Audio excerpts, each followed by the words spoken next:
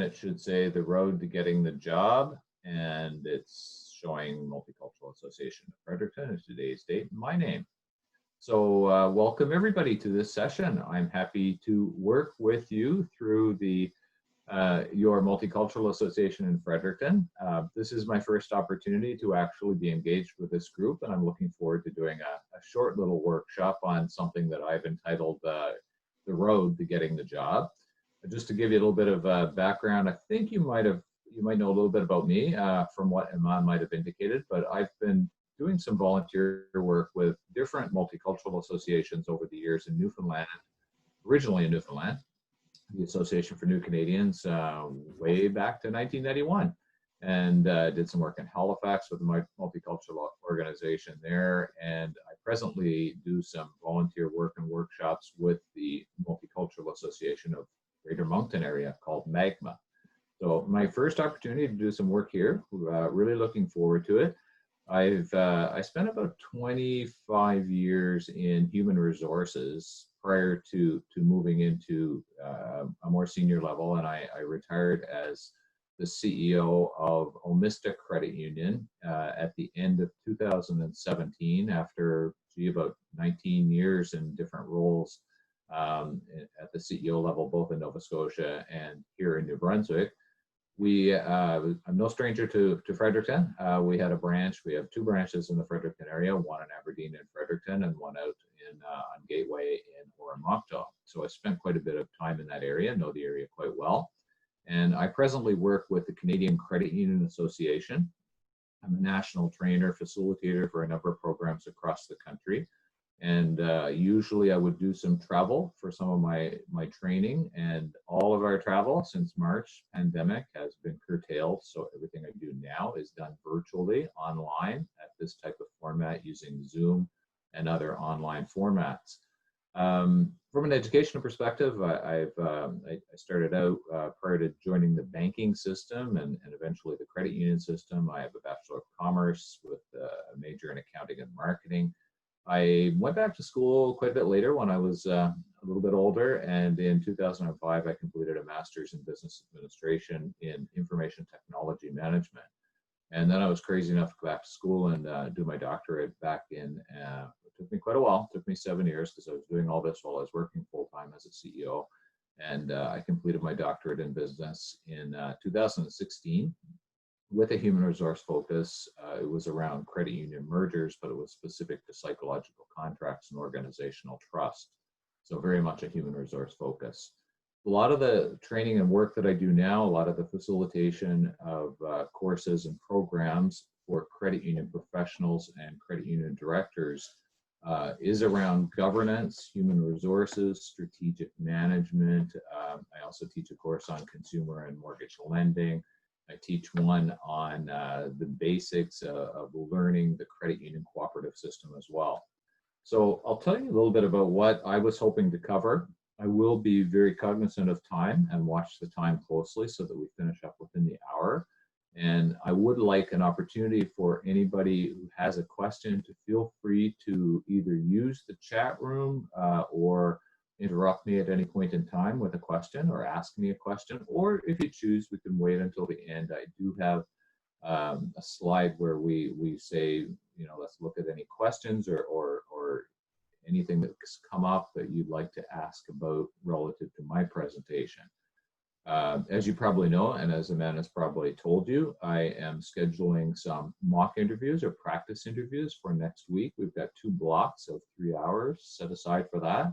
And that'll be a great opportunity to practice some of these skills and to talk a little bit more about different techniques that you might use to help you getting the job and becoming employed in Canada. So I'll move right ahead.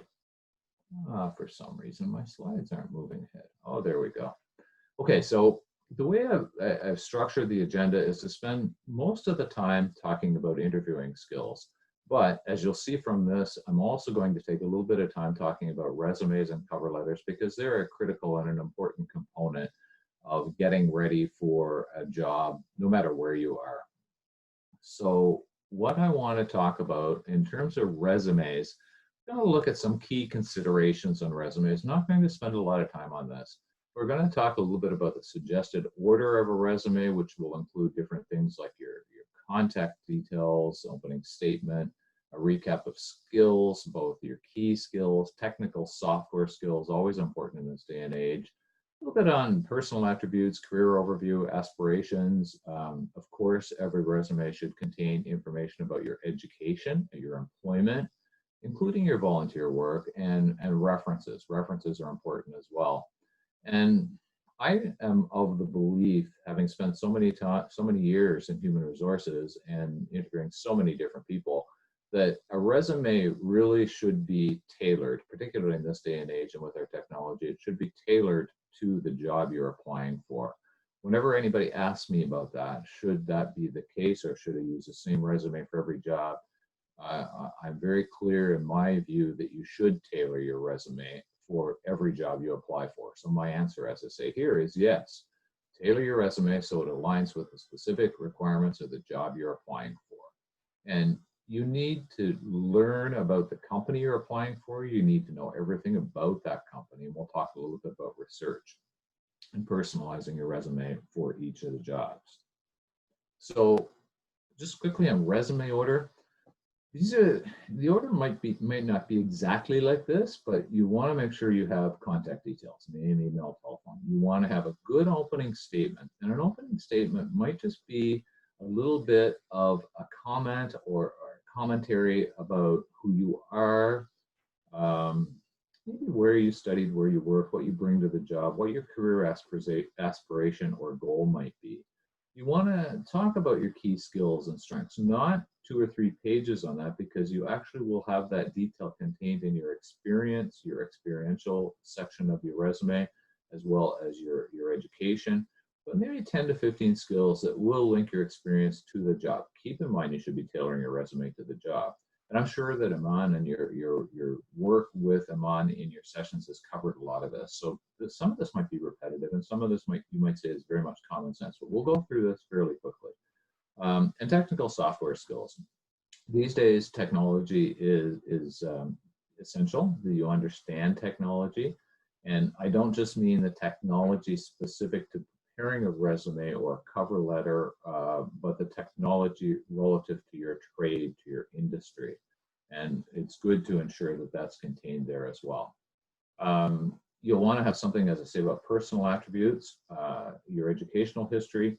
And one thing that people sometimes forget on resumes, and here's a good little hint and an idea of something to ensure that you include.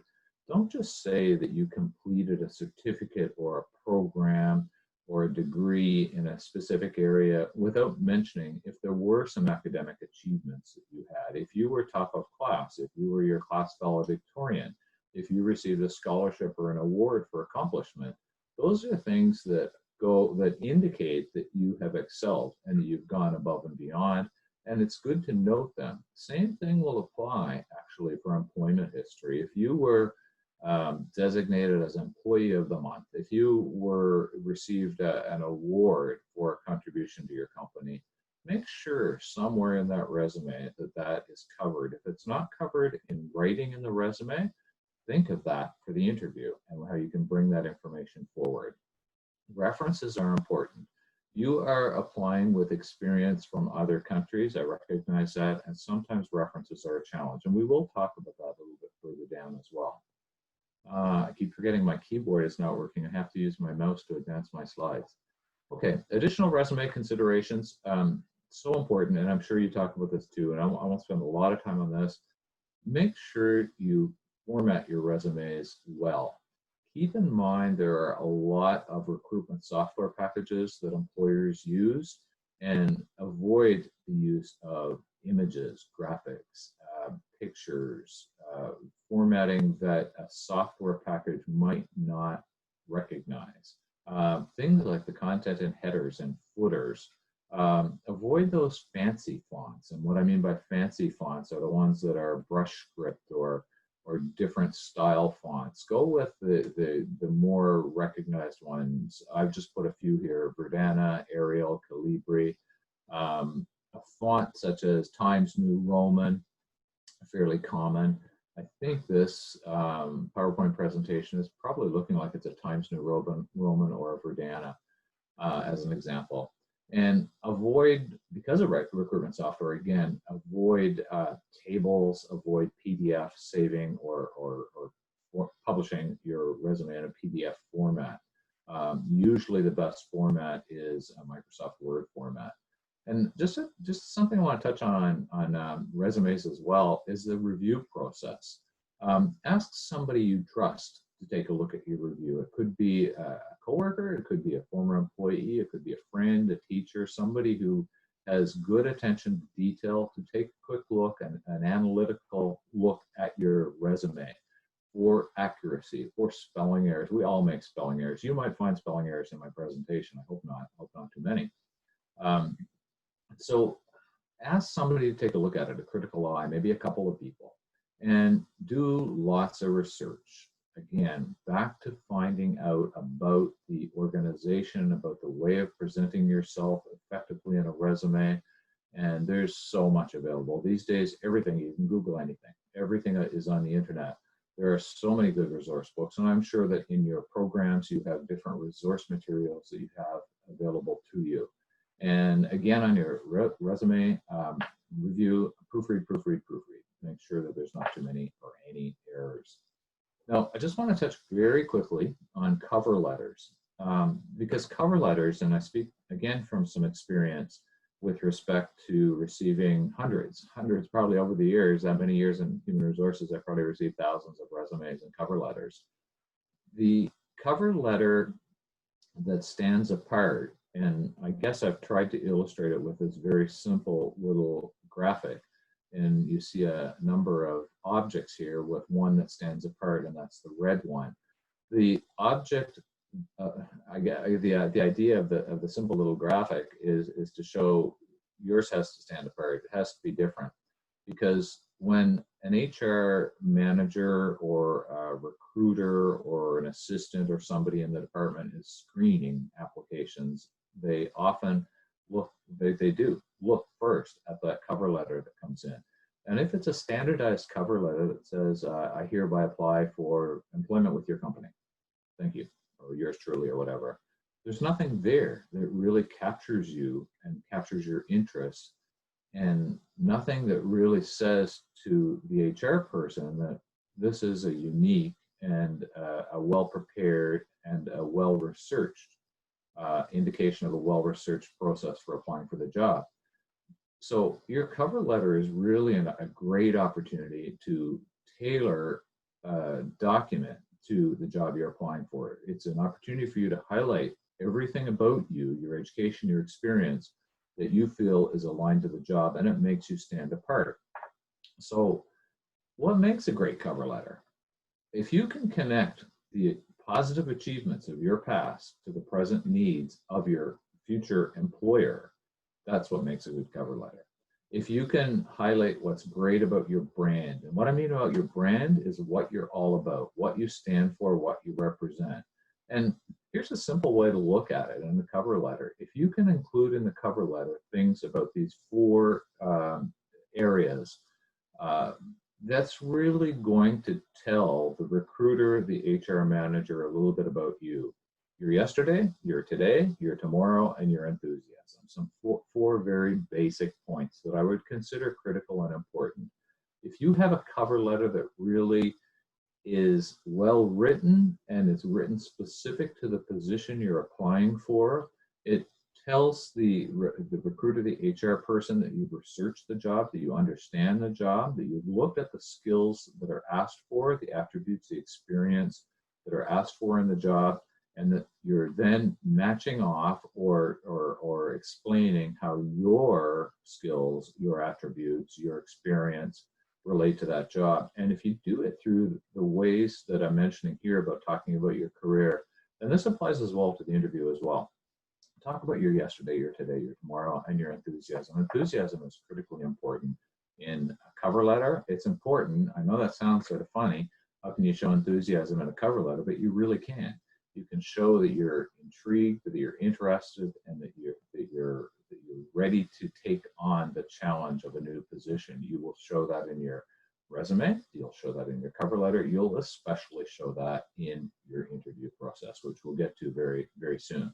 Little cartoon, just a silly little thing. I don't know why someone hasn't offered me a job yet. I've posted so much on Twitter, and we're going to talk a little bit about social media on the next slide. Cover letters, again, are a brief statement of what you've done, of what you're doing now, of why you're enthusiastic, and what you want to do. So you can include a lot of that in your cover letter. Many, many good examples of cover letters are available on the internet and in your resource materials. And I'm putting this slide up just to be aware, just to make a beware, I guess I should say, employers and social media. Why am I putting that up, you might ask? A lot of recruiters, a lot of HR managers, a lot of people that are considering people for employment will do a Facebook search. They'll search social media to see if you are on Twitter, if you're on TikTok, if you're on Instagram, which are just 4 of the ones that I put up. There are many others as well, because there's a lot of times where people put things that are inappropriate or challenging in social media, and you're putting yourself out to the world. You're putting yourself out to everybody when you go on social media. And I've seen cases where my most recent examples, I worked with when I was CEO of my credit union. We had just a terrific HR manager who would often tell me about a great process, an interview process, and what a great candidate they seemed to be. So she actually, at first I didn't think you should really do this, but there's not really anything wrong with it. She would actually, I think she used the word ghost them. She would actually go on Facebook and look them up. And she said, wow, you wouldn't believe what I found. So there's a lot that you have to be careful of. So in your normal lives, in our normal lives, we always have to be cognizant and aware of what we put out on social media. So let me move ahead because we want to get into interviewing skills. And I've already spent a little bit of time on cover letters and resumes. So let's talk specifically about interviewing skills, and hopefully some of this material will be relevant and useful for you as we move toward our mock interviews, our practice interviews next week. We can practice some of these things. We can talk about different interview techniques and different ideas.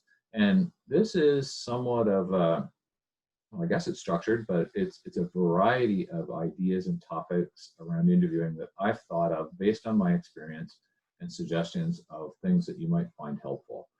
We'll talk about different types of interviews. We'll talk about interview preparation steps and tips, and some of them you might look at them and say, well, that's just common sense. But there's things we need to sometimes step back from and think about that we don't realize are really important considerations in an interview process. We'll talk about stages of an interview. We'll talk about different interviews. You'll see that in a little while as well, because there's, well, I said types of interviews in first point as well, but there's such an emphasis during this age of pandemic and worry and COVID-19 that we're not seeing as many in-person, I should say, interviews. We're seeing more things like this. Like most of these workshops that I've done over the years, goodness, I could probably say 95% of these workshops have not been in my home office, sitting in front of a laptop camera and presenting in this format. They're more in front of a classroom setting or in front of a boardroom, in a boardroom, I should say, or in a meeting room, presenting and having that face-to-face eye contact exchange. So things are changing these days. Sometimes first, second, and sometimes third interviews are done in this format. It's the sign of the times, and hopefully we'll have the pandemic behind us in 2021, I would expect, I hope, and we will get back to some of those other things. But we are in a new normal, we're in a new world, things are changing, and we all recognize and accept that, and I'm sure you do as well. I mentioned we'll talk about the stages of an interview, we'll talk about the common and illegal questions, and that's something that's important. And as I found over the years when I'm working with a variety of people in workshops around interviewing skills, we have to be very aware of those things that an employer cannot ask. And how do you deal with a question that is one that really should not have been posed to you at all because it's illegal? A lot of employers, a lot of people that sit in on interviews are not trained human resource professionals. They might be the head of a department, they might be a an engineer. They might be somebody specifically trained in that trade career area who don't know what questions are legal or illegal. So they might ask them quite innocently, but it puts you in a spot as to how to respond. So I'm going to touch on some of those very quickly as we go through these and talk about developing effective answers. I'm talking a lot, so if there's any questions, please feel free to jump in. I'm just going to take a sip of water. Okay, different types of interviews. We'll talk about structured and non-structured. We'll talk about one-on-one interviews. We'll talk about screening interviews. We'll talk about all that. We'll talk about panel interviews, group interviews. I'm going to talk a little bit about what we call stress interviews or responsive reactive stress interviews. I just mentioned Skype, Zoom, Teams, Microsoft Teams, Skype, Zoom, or it could be telephone interviews, especially screening interviews. Could be informational interviews, traditional behavioral interviews. We're going to talk about a lot of these. The behavior-based interview is probably one of the most common, and I'm sure you've studied that in your work with Amon. It's a structured interviewing style, and it's based on questions that probe past behavior in specific situations. Why? Well, it's used to get an idea of how an individual will manage duties based on their past behavior. It'll focus on experience, behaviors, knowledge, skills, abilities related to the position. So the whole premise and the whole basis of it is that the past behavior is the best predictor of future performance in the job that you're applying for. So what are some examples? If a job posting is looking for a team player, what is really meant by a team player? And why are we so focused on questions on words like team player? It's because you're trying to determine what your past experience as a member of a team, what your past work has entailed that would transfer to the position you're applying for in terms of working with a team. Might be some questions like, tell me about a time when you had to adjust to a coworker's working style in order to successfully complete a project. More specifically, it's focusing on how your work style might have differed from another coworker's work style, but in order for you to work effectively with them and perhaps with other people, you had to adjust to their style. They had to adjust to your style, perhaps. Or describe a situation when working with others produced better results than if you'd done it on your own. So what was the advantage of working in a team? What's your experience? Like, and you might even get a question to the extent of, do you like working on your own better than working with a team? Do you like working on a team better than working on your own independently? Or here's one where it says, why did teamwork prove to be more effective than working on your own? And share with me a time when you demonstrated your ability to work as an effective team member. These are the types of behavioral questions you might get.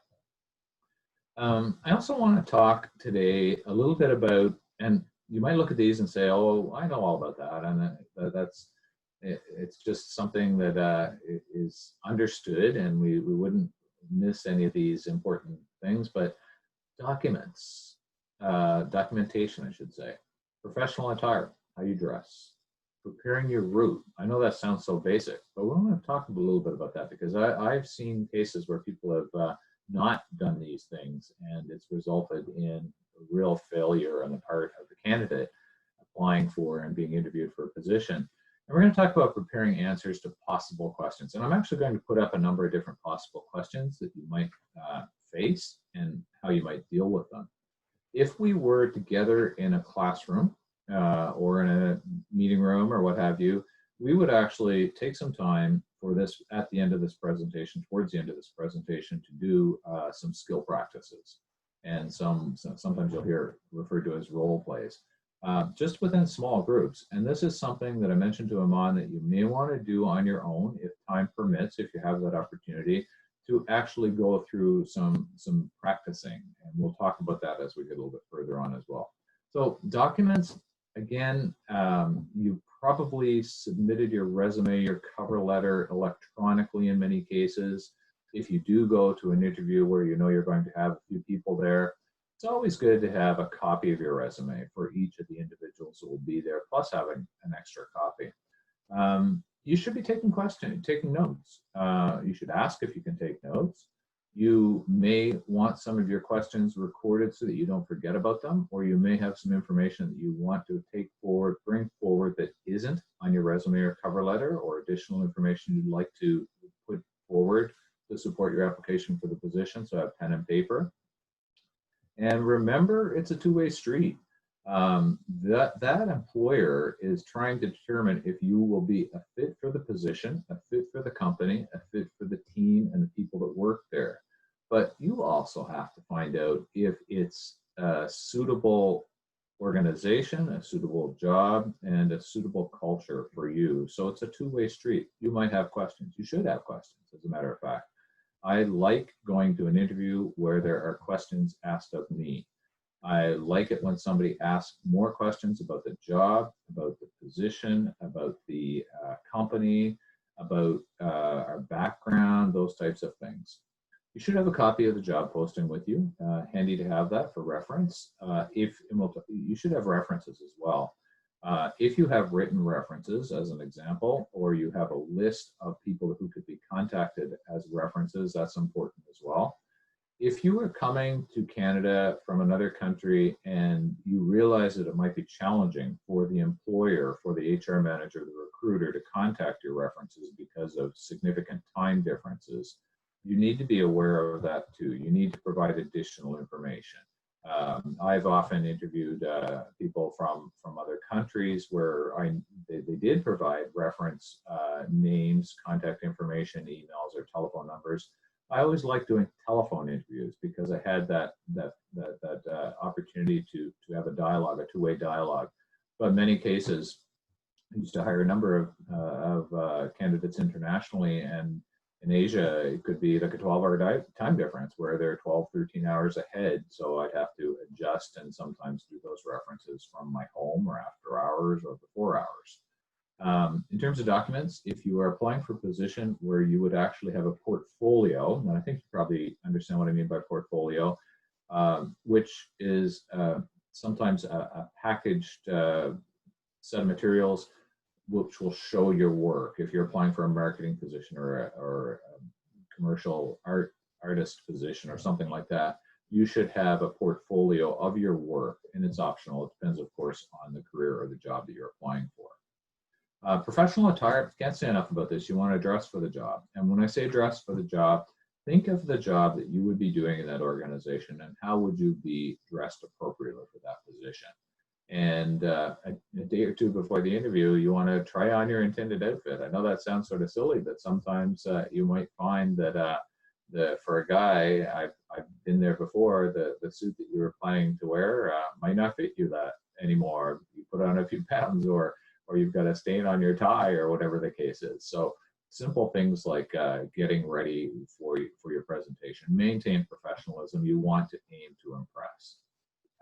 And I just got a silly little diagram there of somebody in a t-shirt and jeans versus a suit.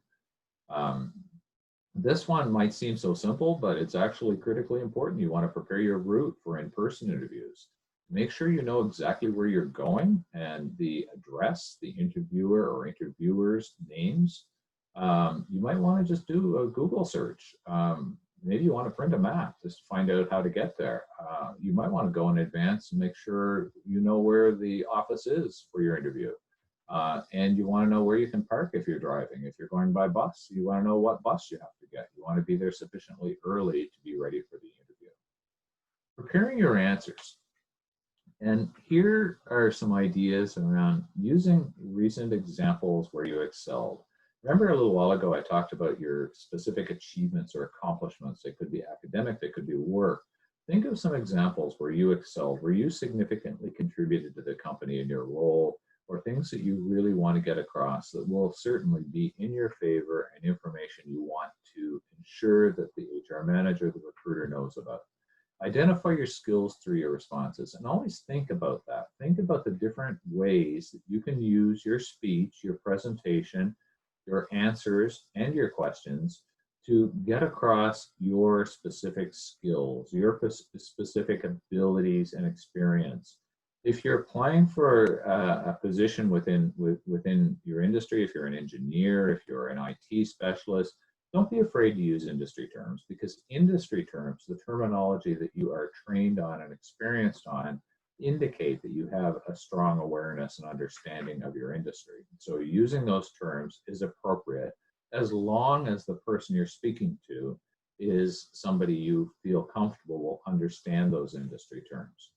Avoid casual language, and casual, I simply mean colloquialism and the answers that are a little bit off the cuff or casual in terms of saying, oh yeah, yeah, yeah, or versus an affirmative answer that would be worded a little bit more professionally. Be objective, not subjective. You just want to put across the facts where they're appropriate, and practice, practice, practice. What you want to do, and we'll get to a slide in a few moments, which will give some sample questions. I think it's 10 on my slide. I could probably come up with 50 of different possible questions you might have. You want to prepare for the unexpected. You want to expect the unexpected, I guess, is my final little point. You never know what questions might come up. Different interviewers have different styles of questions. Some questions can take you off guard. Some questions are hard to prepare for. I once worked with somebody, I did some consulting with the president of an advertising agency where my wife worked, and he asked if I would help with some interviewing for new employees. I forget what they were, art directors and writers, I believe. And he surprised me with a question that I still remember years and years later. He asked the question, are there any skeletons in your closet? And I remember thinking, what a strange question. That's a question, that's something where you'd expect the unexpected. That's not an illegal question. It's a question that probably needs some explanation in some cases.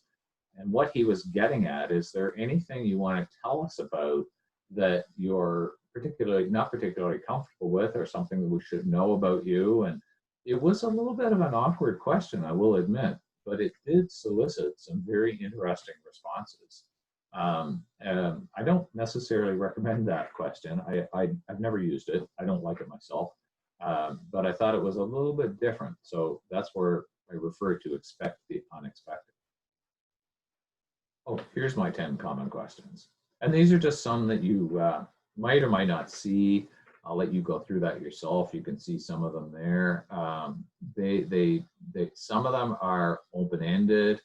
By open-ended, most of them are open-ended, I guess, because what I mean by closed-ended is a question that will have an A or B answer or a yes or no answer, whereas questions like this are more open-ended, like tell me about your computer skills, versus a question like, do you have computer skills, yes or no? That's not going to solicit much response. So these are the types of questions that will give you a chance to talk about yourself in a positive way, relate different aspects, qualities, attributes, characteristics of you and your abilities, and how they would relate to the position that you're applying for. So an example, I like number 7. Describe a time when you went above and beyond the call of duty. You're not expected necessarily to right away come up with an answer. Maybe you need a second, not a lot of time. You want to be able to respond fairly quickly, but you might want to gather your thoughts and think, oh yeah, I have an example, a campaign that we were working on that I came up with some additional ideas more than what was called for, and here's what happened. Questions like, where do you see yourself in 5 years, 10 years, 15 years, 20 years? Not uncommon questions. The person, the applicant, you, when you're being interviewed, when you're asked those questions, you really have to think positively, think deeply, I should say, about where you want to be, but you want to make sure that your answer aligns with something that will indicate to the employer that you are interested in their company and staying with their company or advancing within their company. There's so many different considerations. So here's just a list of 10 possible questions. And what you may want to do as part of the what we call a skill practice or role play exercise, Iman, if you have an opportunity to do this with a group, is go back to these questions. And I'll show you as we get a little bit further out how I have done these practices in triads, and you work with 3 people, very basic triads where you take, say, 10 minutes, and you go through the process of picking 2, maybe 3 of those questions. And you have an interviewer, an interviewee, and an observer. Then you switch the role twice. So each person has a chance to be the interviewer, a chance to be the interviewee, and to be the observer. Excuse me. So at the end of the practice, the observer is the one that gives a little bit of an analysis or feedback about the interview process. And again, you take turns within the group. So it's just one way of doing a skill practice. I think this is something from discussions earlier with Aman that you practice and have talked about. It's the STAR technique. And it's a great way of relating your experience and a little bit about yourself by using the acronym STAR. S being the situation where you describe it, and T being the task, discuss the task that needed to be accomplished, and A being actions, and what actions did you take to perform your task, and R standing for results, and what were the results of your actions. This STAR technique is sort of nice to keep in mind as a good structured response for you to answer or respond to a question or add information in support of your application for a position when you're in the interviewing seat. So again, preparation tips, be prepared to discuss negative experiences and choosing those that turned out well or made the best of the situation and what you learned. So you could have an experience, you might be asked for something, give you an example of one. We hired people for security in an organization I was working with at one point, and we asked them to tell us about some specific challenges they had as a security officer. And many of those were break-ins, were things related to bad experiences. And what we were hoping for in terms of the question, and invariably what happened, is that the individual had to tell us about a negative experience, but how they turned it into a positive one. Keep in mind, there's no right or wrong answers. Give enough details to the interviewer to assess your past accomplishments. And again, think about that STAR. Keep a record of your achievements and use them to come up with some great STAR examples. What you might want to do is have in your back pocket some examples of what I might be able to do. I think if I can go back to it, back to this one. Just want to go back to the slide again. Consider different things that you might be able to apply to that STAR technique. So 5 stages of an interview, a little bit drilling down into some specifics is you usually have the social beginning where you open the process. The interviewer, the HR manager, the recruiter talks a little about, you're getting there and welcomes you, and a little bit back and forth, chit chat to develop rapport. And then you're going to get questions about your experience and about your skills, about your resume, about your cover letter, why you said something on your cover letter, or something that really struck the interviewer as being, ooh, I want to find out more about that. I want to talk a little bit more about something you included in your resume. I didn't understand that. So questions about your experience, about your skills. Exploring the professional style and fit. And we'll talk about that in just a moment as well. You should have questions. In most professional interviews where the HR manager, the recruiter is well prepared, it's a two-way process. They will offer you an opportunity to ask questions. I always took the opportunity throughout the interview, throughout the process, even as we went through the resume and I asked questions, I might ask them, do you have any questions? Like, there might be questions as to why I asked the questions. I know that sounds funny, but if I asked a question as an interviewer about something specific to the candidate, there's a reason for me asking that question, because I'm thinking, how will that candidate transfer those skills, that knowledge to this position that I'm interviewing for? So there needs to be an opportunity for the interviewee, for you to ask questions. And then the closing and final messages, and we'll talk about that. So the little schematic on this one, you can see you've got the dialogue back and forth. There should be questions back and forth to the individuals. That's all that's intended for. Again, tips for your arrival. Some of these seem so common sense, I know, so bear with me. Get there a little bit early. Pleasantly greet the receptionist if there is one. Identify yourself. While waiting, review your materials and your answers. Avoid fidgeting. Avoid chewing gum, using your cell phone. Habit that I had for the longest time when I was doing presentations and speaking in front of somebody that I didn't realize until somebody told me. I don't know if you can see this, but when I was standing, I used to always twirl my wedding ring. It was a nervous habit. I don't know why I did it. I did it all the time. So that's fidgeting. That will indicate nervousness, which is probably where I was doing presentations at that early stage in my career.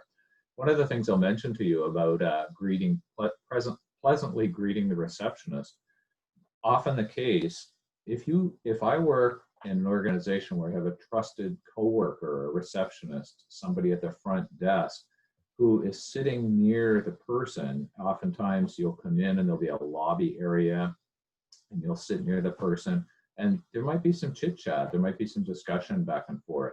If the interviewer, the HR manager, has a good rapport and trusts that receptionist, I did this many times, I would say, Daphne, what did you think of that person this morning that you met? And it was really interesting because those people who were pleasant to the other employees, the receptionist, the frontline person, who developed a nice conversation, who was pleasant with them, oftentimes that was reflected back on the comments from that receptionist back to me after the fact. So just a little tip of something you might want to think and keep in mind. I added this slide because this is new, of course, more recently for virtual. If you are doing a Zoom, a Skype, a meeting of this nature, ensure in advance that you're ready, that you've got the link, the passwords, that you know exactly how to sign on. I signed on 10 minutes earlier with them on just to make sure that we were all set up and could share screen and do all that wonderful stuff. Again, maintain appropriate interview attire. Consider, I know you're home, and I talked about if I was doing a real interview, I'd probably have a suit and tie on and be dressed a little bit more professionally than I am today. Consider your presentation, consider how you position the camera, what the background's like. I'm in my home office right now. You're seeing a little bit about my my printer, my other desk, but make sure it's professional and there aren't a lot of distractions and that you have privacy and professionalism, and try not to be interrupted for virtual interviews. And I know that can happen with people that have children and you're working from home. You really need to go, if you can, into an area that is private, that you have a door that you can close if possible. So just a couple things. First impressions, studies show that an interviewer forms judgments within 4 minutes of meeting you either in person or virtually. That's more a statistic that I don't, and I got one I'm going to show you in a second, don't necessarily always agree with that. It depends on the professionalism of the interviewer, but you can really get a lot from first impressions. And much of the impact you create in an interview, it's based on your visual, your nonverbal presentation. And we'll talk just a little bit about that. Oops, I'm almost missing my slide. Okay. You want to greet the interviewer with an eager smile. Eye contact is critically important. Some cultures, and I found this over the years working with immigrants, new immigrants to Canada, some cultures do not support or do not encourage direct eye contact. In Canada, it is very common for eye contact to be a predictor of sincerity. So it's good to smile, it's good to have that direct eye contact. Allow the interviewer to tell you where to sit. Don't just go sit in the first place you see because it could be the wrong place. That's not what they intended you for. This is an in-person interview, of course. Have your documents in order. Have a receptive posture, good body language. We'll talk a little bit about that in a minute. Breathe, try to relax. Remember that you are prepared. That's your first impression. And on body language, preparing your answers, it's a terrific start. Be aware of how you present your answers. Verbal and non-verbal communication is important too, and we'll talk just a little bit about that. What you say, it's not what you say, it's how you present it and yourself. And 93% of information taken in by the interviewer stems from that non-verbal, that facial expression, the posture, the gestures. 38%, how you say it. 55%, your appearance, your body language, your composure, and 7% what you say. Again, that will differ in interview situations. Appearance, everybody has to be aware of personal hygiene, clothing, how you appear. Your posture should be attentive, listening, leading forward, Avoid slouching or sitting on edge. Allow for sufficient personal space. Assume you're across from the interviewer if you are doing a virtual interview. And that's challenging, of course. Body language, just talk a little bit about that. It will give a lot of information. Being aware of your body language can increase your chances of getting the job. And you also want to read the interviewer's body language. And it's a good way for you to gauge your presentation. When somebody is interested, they lean forward, they ask you different questions. They ask you their gestures, their expressions will indicate their interest. And body language includes everything. It includes using your hands, talking with your hands. I tend to do that quite a bit. Your method of greeting, smiling, eye contact, facial signals, head movements, all those types of things. Hand movements can liven up an interview, but they should be used in moderation and below eye level. Avoid crossing your arms because it puts off the impression that you're not approachable. And avoid those unconscious hand movements or nervous habits. I talked about how I used to twirl my wedding ring.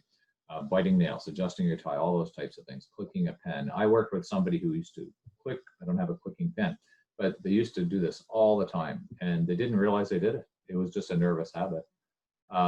During a pandemic, of course, no handshakes, smile with assurance and positivity. And I've got a cute little picture on the next one, I think it is. Your gestures of greeting, what is most comfortable and appropriate, and judge that accordingly. Actually, it's not this slide, I think it's the next one. And eye contact. Just want to touch briefly on eye contact. Eye contact is essential. It's an excellent way of conveying your interest in the job. Look directly at the interviewer, give them a sign of trust, allow for eye movement to avoid staring, avoid looking away, down, or over your glasses when answering questions. And this is something that's always a challenge. You will be faced with group interviews, panel interviews. I worked in an organization where we hired faculty members, and what we often did was have the faculty member come in and actually do a presentation or a lecture the way they would do it if they were employed in the position. Now, you could be coming into a boardroom where you've got a panel interview and you've actually got 6 people sitting across from you or around a boardroom table. One person asks the question to you. So what you want to do in your response, you want to focus on that person in terms of the answer, your response to them, but you can't ignore everybody else that's in the room. So what you want to do is a technique where you focus on the person who asked the question, and basically as you're talking and as you're responding, don't respond only to that person and look only at them, but respond initially to them, but then sort of sweep the group in your answer, so that you're responding to them, but you're also looking at the rest of the people in the group. Eye contact is so important. Oops. Oh, this is the silly little one that I had, the little picture. Present a warm and natural smile. This person doesn't have a warm and natural smile. They actually look very quizzical, very, what the heck are you talking about? Nod your head slowly in agreement. Avoid head bobbing, biting, licking your lips. Be aware of subconscious facial expressions. I'm watching the time because I'm just a little bit behind my time, so I'll move quickly through some of these.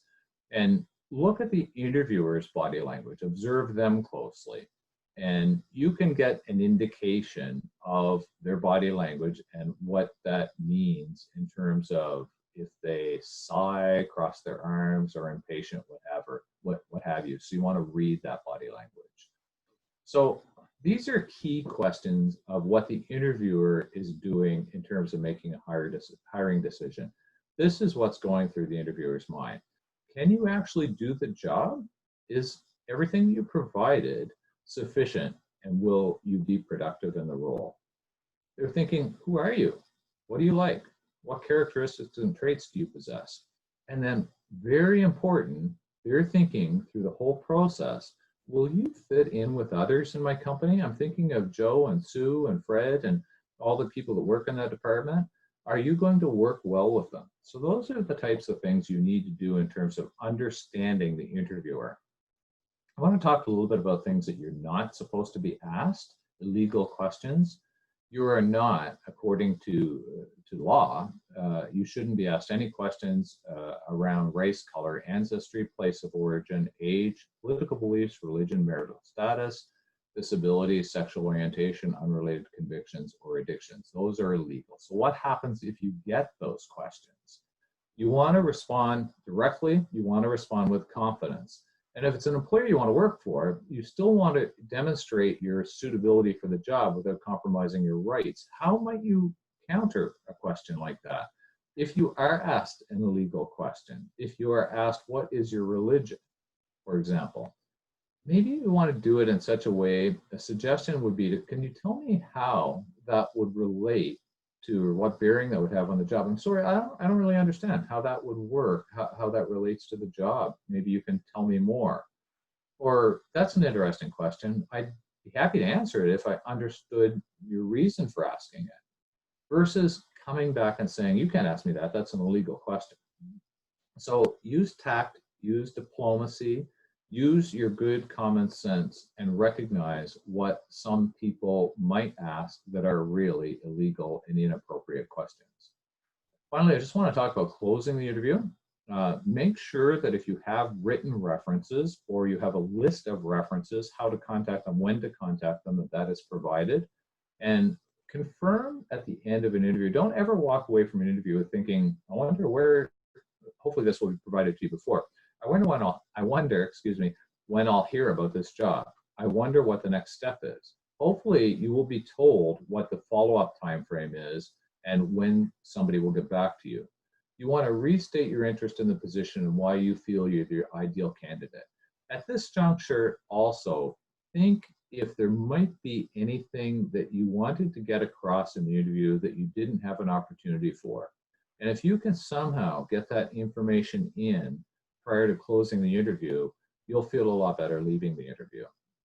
A question as an interviewer, I always ask at the end of an interview, as I'm starting to close it, I always ask the same question, pretty much. I'm giving you a little bit of a hint for your practice interviews next week. I always say, and maybe I won't use this next week, but I always say, is there anything, before we wrap up, is there anything else you wanted to add in support of your application for this job? I always ask that. Is there anything that we haven't covered, or is there anything you'd like to add in support of your interest, your application for this job? You want to thank the interviewer for the time. You want to use an appropriate farewell gesture. You want to remember to smile. And I think I have one more. I'm not going to go into a lot of these. These are some of the things not to look for. And I've shared the slides so that if Iman wants to share these, she certainly can. Things like, I'm looking for a new challenge. You won't regret hiring me. I'm the perfect candidate. I'm a workaholic. I don't like to be micromanaged. I don't have any salary expectations. A lot of these types of things. Some final tips to boost your skills. Practice, practice, practice. Practice good nonverbal communication. Dress for the job, for the company. Listen, listen, listen. Actively listen. Listen attentively. Don't talk too much. Don't be too familiar. Don't be too, there is a somewhat formal process, but you don't want to be too casual or too familiar. Use the appropriate language. Again, industry terminology is appropriate. Don't be cocky, or that's a hard word for people to understand sometimes. Don't be, it sort of goes back to the don't be too familiar. Don't be too, don't laugh and joke too much. Take care to answer your questions. Ask questions, and don't appear desperate. You never want to appear desperate. Another technique, an interesting technique, is a projection question. I used to use this quite a bit. I found that interesting, and it's more common than you think. And this might be an example. If you've given Joe as your reference, I might say to you, I want you to be Joe, and I want you to go into the persona of Joe and tell me about, and your name is Fred, tell me about Fred. So it's an interesting perspective, because you have to step out of your shoes into the shoes of somebody else describing you. So it's a technique that's often used. It's called a projection technique. I did it quite often. You never know, I might do that next week as well. Post-interview, think about the interview, how it went. Think about the unexpected questions, the questions that might need polishing, the answers, excuse me, that might need polishing. Nothing wrong with sending an email or a card or a letter, but you want to do it quickly. You want to do that within 24 hours. Most common is an email versus a call. Sometimes I used to get cards thanking me for an interview, or a note thanking me for an interview, sometimes a letter. Most common is an email. And again, the follow-up post-interview is if you haven't heard from within the time frame that the interviewer told you about when they let you know about the job, whether or not it's appropriate to follow up. And think about a possible second interview, and of course, continue your job search. We won't do the skill practice because we're at the end of our time. My apologies. I talk a lot, even though I talk fast. I want to open it up for any questions that might come up. In any of your questions you've experienced concerns, or would you like further assistance with answering? And any other questions relating to the interview process that you might have. So if you do have anything, what I'm going to do is actually stop the share. I don't know, Aman, if we still have time for questions, but if you do wish to ask me anything, I'm wide open. I have a question. Yes. Yeah, if they ask me a question, I don't have answer for it. How I can get away from the situation? Like, yeah. Sure. Like, if you don't have an answer for the question, or you don't understand the question, which do you mean? No, I don't have, like, they ask a question and I don't have an answer. Like, I never been in this situation before. I never deal with this situation before. How am I gonna get around it? I think blatant, total, frank honesty. Yeah. I would answer it just the way you just did. I would say, I don't really have experience in that. I have to be honest. So I can't relate anything relative to your question. I'm sorry. Straight out honesty, just exactly what you said to me. It's not necessarily an indication of failure that you don't have the answer. It's just that you need to explore it further. You don't have something right then. So rather than try to pretend or make something up, I would be very straightforward, frank, and honest. I have a second one about the education achievement. You mentioned, like, this one has to be with the education section, because in my resume, I have education achievement, but I made like some other section, and I put this under the section for like a reward and like stuff like that. Yeah. That's good too. Yeah. Okay. As long as it's there, as long as it's somewhere on your resume, and you don't want to have it repeated. You only want to have it in one section of your resume. And you might have a lot of people do rewards and accomplishments or achievements and accomplishments as a separate section. That's good too. Okay. Those are things a lot of people forget about. And I always liked it when I saw something, because if I saw it on a resume, invariably I asked the question if it didn't come up already. I would say, oh, what's this about? What's that scholarship about? What did you do to win that award? Yeah. Okay, that's a great one. I learned a lot from this presentation, and it just makes me more nervous. I feel like, I have to be well prepared now. Yeah. Yeah, it's good. It's good. It's just encouraging, like, Oh, thank you. I enjoy it. Thank you very much. I really enjoy it. Oh, thank you. Great tips and great topics. Thank you very much. Oh, you're quite welcome. Any other questions from anybody about process, interviews? Richard, I have a question. Yes. And one of your tip was don't too much. So what would be the reasonable amount of time to answer to behavioral questions? A reasonable amount of time to answer? Yes. Do you mean between the question and your answer, or do you mean your answer? I'm not sure. My answer. Oh, I guess whatever you consider reasonable. You don't want to speak necessarily for 10 minutes to explain your answer. You really have to gauge what type of response you're getting from the interviewer. The interviewer asks you the question, the behavioral question, and you need to watch them as you're answering. And if they ask you a little bit, some further questions, for example, I didn't understand what you meant by that. Tell me a little bit more. Keep on going. If they seem that they have received as much information as they expected in response to the behavioral question, I would stop at that point. So you really have to gauge it by your response. You always have to watch the interviewer. You have to watch how interested they are, the eye contact, the body language, the gestures. You need to make sure that you are responding to what they're asking, but not too much. If you are gone too long in an answer, oftentimes what you'll see is fidgeting on the part of the interviewer or the people asking the questions, or they may even cut you off.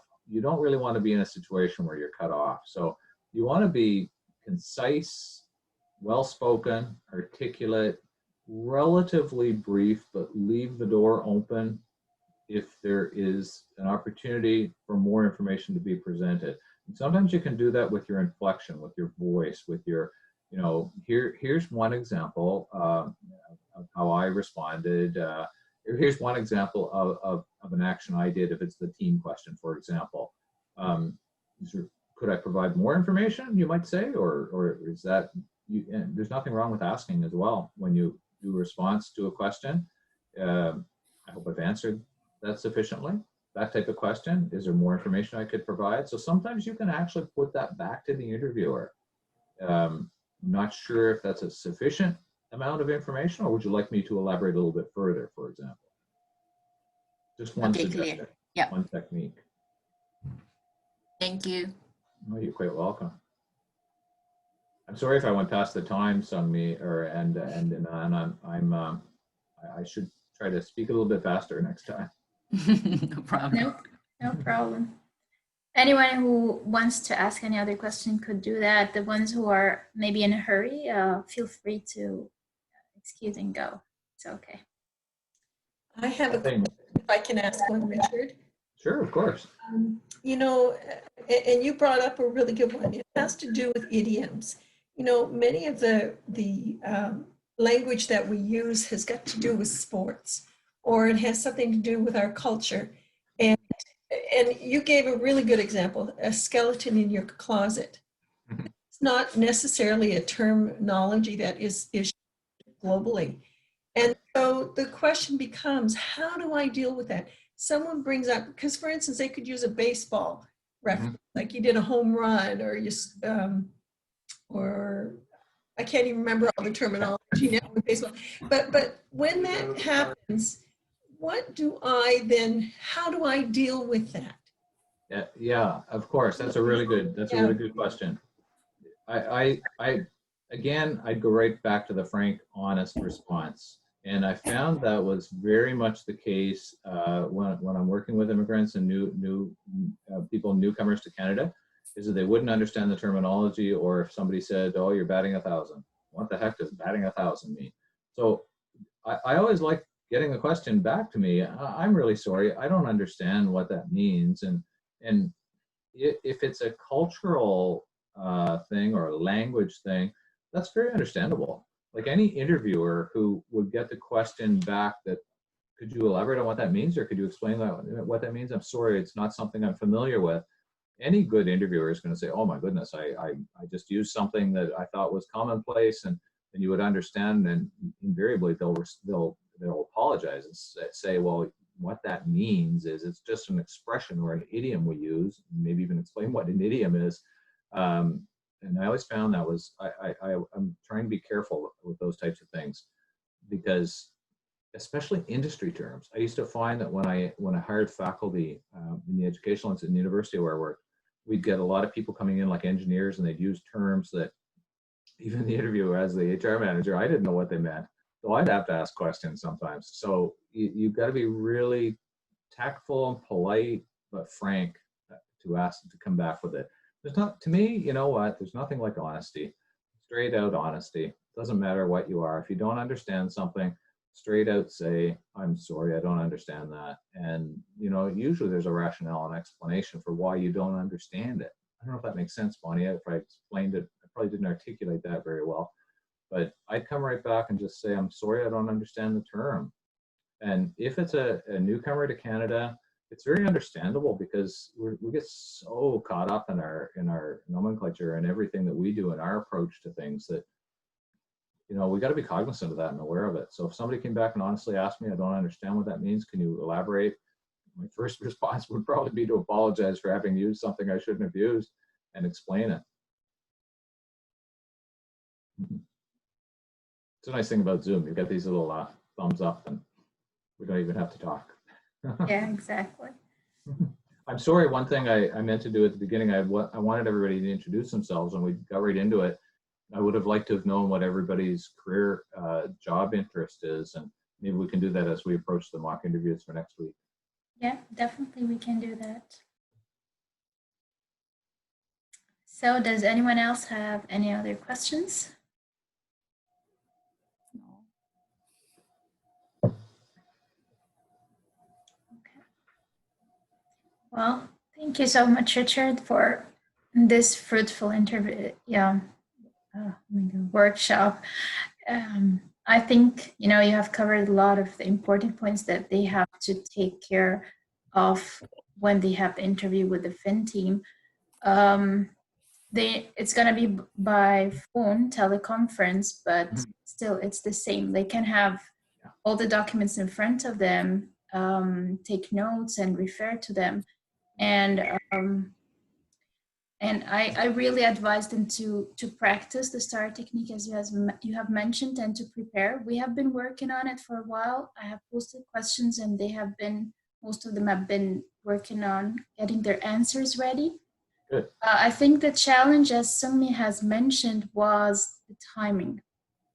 Sometimes, to go through one example and to talk in details, you get just, the time they can take up to more than 5 minutes talking about the actions that happen. And sometimes most of the time is in the task, not in the action.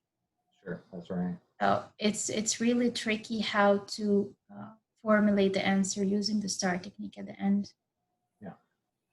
Yeah, and maybe between now and next week when we do the practice interviews, you and I can touch base and talk about the process and how you want them to apply and what they're applying for, so that I have a little bit of a background. And I think what do we say our interviews would be? Like 30 minutes? I can't recall.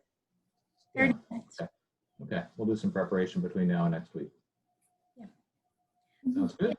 I'll work on it, and I'll send you the names and the resumes for the candidates. Great, thanks very much. Thanks everybody for participating. It was nice to connect with you, and I wish I saw you in person. It'd be a lot easier, but this will work too.